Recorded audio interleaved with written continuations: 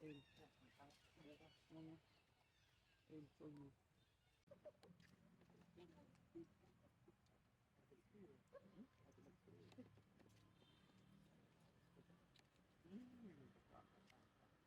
tiền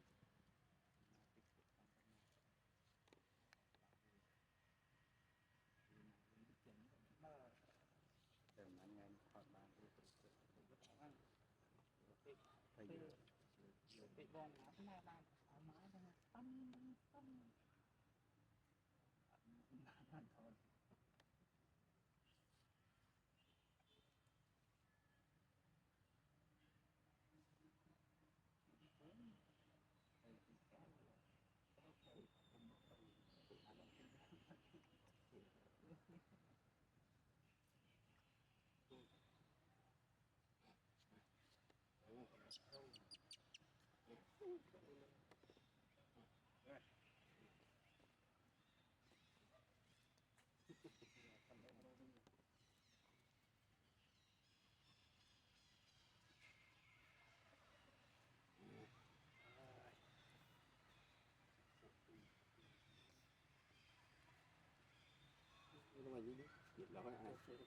anh trong say nè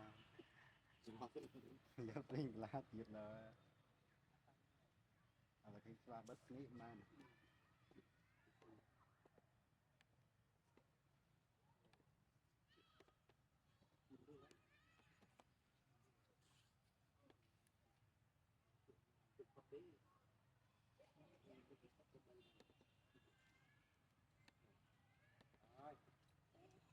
bù điện đó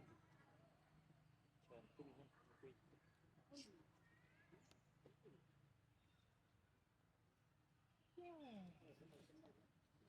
lạc vào lòi lòi đi